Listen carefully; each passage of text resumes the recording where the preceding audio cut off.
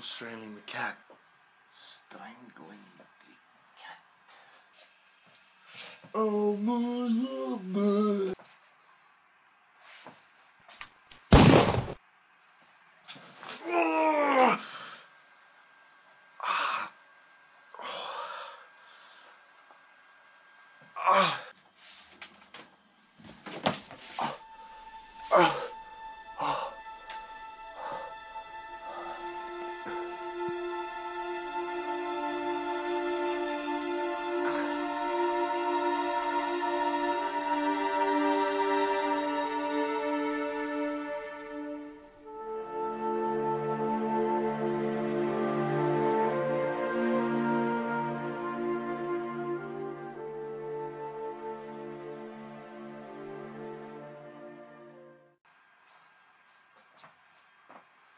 Your colleague lives them in the back pocket. I prefer bourbon.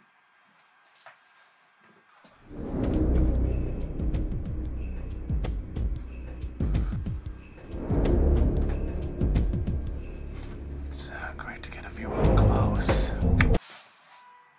What did you say, 007? Ah, nothing.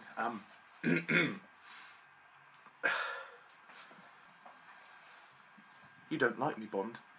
You don't like my methods. But I think you're a sexy dinosaur. GoldenEye, you'll do what I please. Oh my! GoldenEye, no time for sweetness, but a bitter kiss will bring him to his knees. You'll never know how I watched you from the shadows as a child. You'll never know how it feels to be the one. Don't make it personal.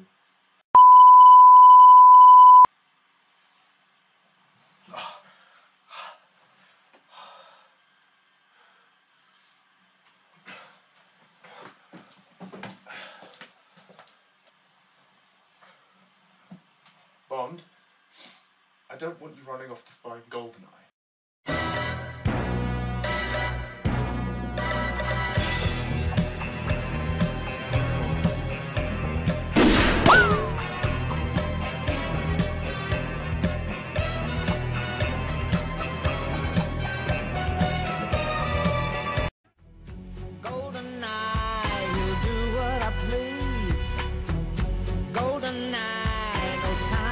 Sweetness, but a bitter kiss will bring him to his knees.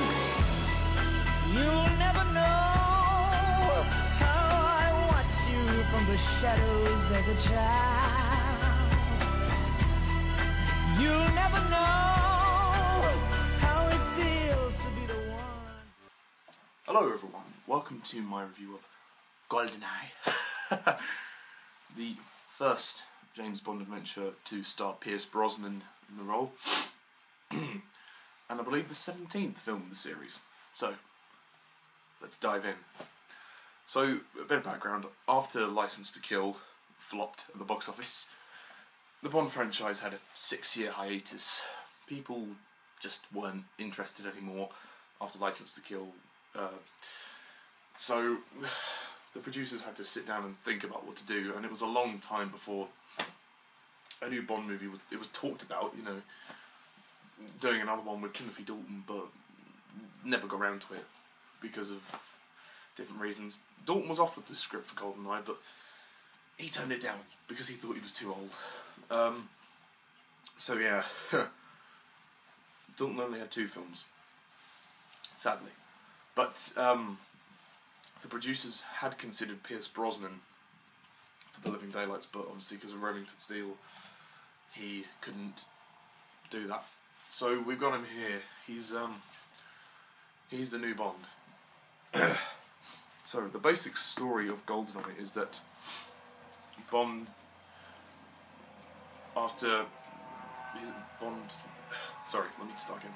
The basic plot is that Bond is betrayed by another former agent of MI6 who plans to hijack the GoldenEye satellites and pretty much destroy MI6, get revenge on MI6 for the death of his parents. I believe that's the basic gist, but there's more to it than that, but you know, that's the basic setup. So, GoldenEye. This is a movie in the series that is highly praised. Highly. Some people love it. Some people absolutely hate it. For me, I like the movie, but I don't love it. I don't really see why it gets so much universal praise. I mean, it's... For the most part, GoldenEye was pretty good. I mean, you know, definitely the best of Pierce Brosnan's films, undoubtedly. I mean, that goes without saying. But for me, it just didn't... It didn't, like, rejuvenate Bond. Like, it just felt like it went back to basics. Like, it was like, oh, because people didn't like Dalton's style at the time. Like, in The Living Daylights, it was quite serious. License to Kill, it was very much more gritty. GoldenEye, it's a bit of everything. I think the movie is tonally imbalanced. It doesn't really know what it wants to be, which is a problem. Much the same can be said about Brosnan. Now, as a lot of you know, I'm not a big fan of Pierce Brosnan as Bond. I don't mind him, but I don't think he's particularly fantastic. I think he's very smooth. That's the thing, that's the only real distinction I can make between him and the other actors, is that he's the most smooth. Doesn't necessarily mean it's good. My problem with Brosnan is that, to be honest, he is, in the best sense of the word, a pretty boy. And his on-screen acting limits to, you know, the occasional smirk or just him looking rather stern. He doesn't really have... His lines have very emotionless delivery, and that's a problem. I know the character's meant to be sort of emotionally shut off, but it was... like, when Alec comes back, he's just like, why? Like, well, come on, is that it? Give it some more, Pierce. Come on, give it some more. It just doesn't... Like, I thought with Dalton, they're really getting somewhere. With Brosnan, it's like, oh, let's just do a bit of everything and see what works. It felt like they didn't really have an identity for this film, like, in terms of the tone. Like, one minute it tries to be camp, next minute it tries to be weird, next minute it tries to be serious. Brosnan's portrayal of Bond is very uneven. He seems to be copying the other actors, which might sound good on paper. Like, he's like, I'll just have my Bond is based on a bit of all the other ones, but to be honest, that's a very unoriginal approach. Like, tries to be suave like Connery, delivers the one-liners, has one-liners like Roger Moore, tries to be tough like Dalton, and ends up being silly like Lazenby. So yeah, he's got a bit of everything. It doesn't really work. I don't really see how it all comes together, really, for Pierce, but he's better than Lazenby for me, but I mean, in terms of that, he's good in the action sequences. He's a good action man, but really that's all I can say about him. He's a disappointing Bond, to be honest. He has little to no screen charisma. His chemistry with the Bond girls is niet, ne pas. And you know, he's just an action man. That's, to be honest, and he's a pretty boy. He's a pretty boy. That's all I can say. Yeah. So, disappointment there. I'm sorry, but I had to say my opinion. I'm not a big fan of Brosnan.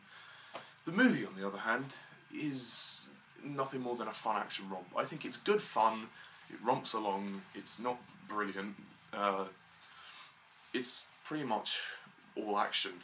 That's all I can say. The storyline is decent. I mean, it's decent enough. I mean, it's fun. You can sit down for 2 hours and enjoy it. But there are so many things that really, I beg to question this movie. Like Martin Campbell's direction, it's okay.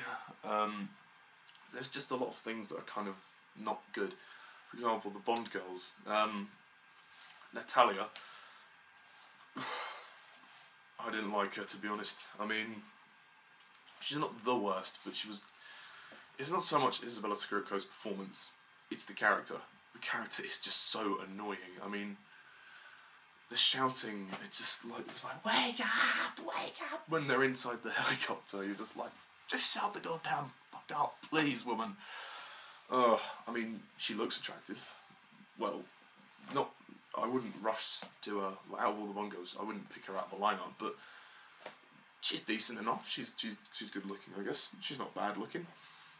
There's also Xenia, played by Famke Janssen, who, if you didn't know who she is, she plays Jean Grey / Phoenix in the X-Men trilogy. And she's good in the character that she plays. The character she plays, though, what? Xenia on the top. So, I mean, naturally you're going to assume what that name means. Yeah. To be honest, if you can't deal with the names of these series, then you might as well just not bother watching them, because it's been a tradition in the Bond series that names of characters have been a bit obscure. I mean, if you can't accept that, then you can't watch the series. To be quite honest, I'm sorry, but you know, if you can't deal with all of this, then you're just going to get irritated. This character is very weird. I don't know what else to say. She's sort of she's pretty much this. She's one of the villains. She's a good villainess. I think Famke Janssen's performance is solid. I think she gives a good performance. But the sex scenes are so weird. Like when she's like crushing people between her thighs. Like, very original concept, but it just, watching it on screen is so weird. Like, if there was ever scenes to be lost, it would probably have to be those, because they were a little bit cringy. And the moment when Brosnan like flips her over and he's like, no more foreplay. Oh gosh, she has pretty much no chemistry with Brosnan. You know, I mean, he's just not giving it anything. Like, to be honest, he's too smooth. I mean, I like the fact that he is smooth, but I think that he goes too far with that. Speaking of the villains, Llewellyn is okay, I guess. I mean, doesn't really appear till the second half. Like, he doesn't do much. And his reveal when he comes back is like, oh, so we've been sitting here for nearly half the movie waiting for the villain to appear. Oh, right. I mean, there's just too many villains. I mean, I think that's the problem. There's too many villains. Like, I can never tell which is the main villain. Llewellyn, or you know, Oromov, he's pretty crap, to be honest. He's just like, you can't win. there's like the villains. There's just no dynamic. And Boris, I mean, Boris is okay, but he's just like, he gets annoying afterwards. It's like, I am invincible. Really? You know, I mean, to be fair, I'm kind of glad Dalton didn't do this movie, because it would have been a bit weird to have him in it. Like, imagine Dalton in that scene, in the bathroom scene, like, that depends on your definition of safe sex. Oh my god. I can't imagine that. That would be really weird. And I mean, the villains aren't terrible, but I think there's just too many, and there's not really a sense of all of them working together. There's sort of like, one way, you know, you think Oromov's the main bad guy, and then the next one, Llewellyn. It's just like, oh, well, I'll say this. I mean, Llewellyn is probably the best villain of the Brosnan era, but that doesn't say much.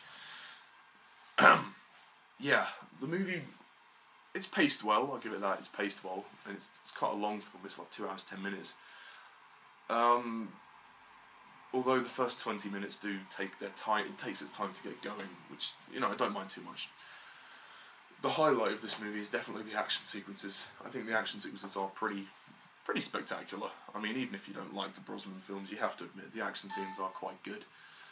I like the opening sequence, that's really cool. Nice bit of stunt work when Bond jumps over the edge. I mean, naturally it wouldn't happen in real life, because, you know, it's just not practical, but this is James Bond, so...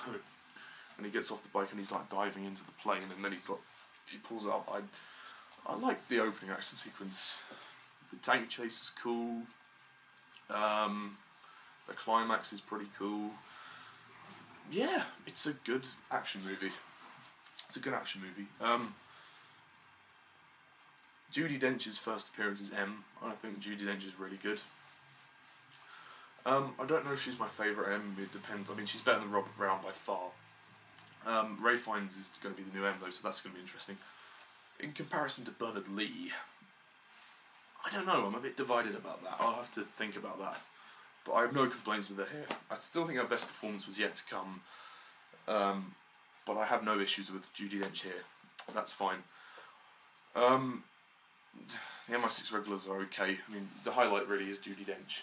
Samantha Bond as Moneypenny. Better than Caroline Bliss, but to be honest, there's really no chemistry with her and Brosnan. It's just like, oh, I went out to the theatre on a date. As far as I remember, James, you never had me. It's like, oh, Moneypenny, I'm devastated. Like, come on. Like, what is this? Give the acting a bit more oomph, guys. Come on. Gosh. The movie looks nice. It's shot really well. It's paced fairly well. I mean, it just didn't really... It's not as gripping as some of the other Bond films. I feel it's a bit generic, and the tone is a bit all over the place. It doesn't really know where it's heading, but... You know, at its heart, it's a fun movie. But I do have to take issue with this. It definitely has the worst soundtrack of the entire series. Oh my gosh. The soundtrack to GoldenEye is awful. Eric Serra is a terrible composer. I'm sorry. Like, the GoldenEye rendition of the Bond theme, and the down,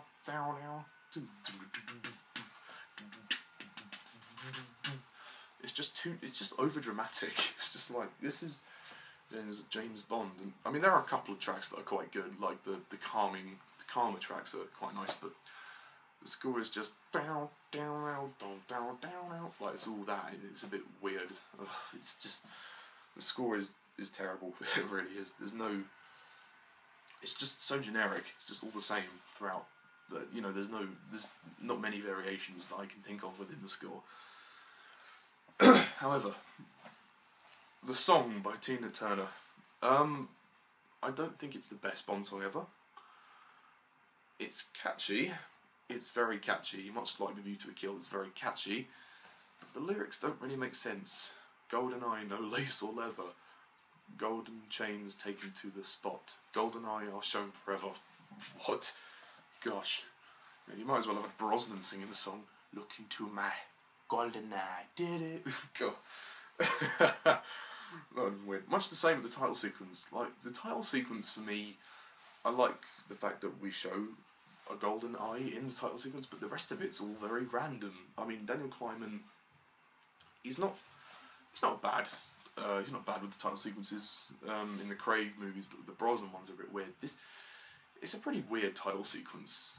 Not bad as such. I mean, visually it looks quite nice, but it's just so random. Like, it doesn't really make sense in terms of the themes of the film, apart from actually showing the golden eye. But yeah, no. I mean, GoldenEye, it's one of those ones, I never really rush back to it. I mean, I think it is overrated, vastly overrated. At best, it's a fun movie. Oh, forgot to mention, Valentin Zukovsky, Robbie Coltrane, he is awesome. Oh, sorry, that's my Facebook, I'll check that in a minute. He's pretty awesome. I love that character, and I love the scene between him and Bond, and the fact that they actually have a history. That was nicely incorporated into the mix. And, you know, when he returns the world isn't enough, that's also very good. But I'll mention that in the next couple of reviews. There is some nice comedy as well, like when Valentin Zukovsky tells what's her name to go and take a hike, and then she does that.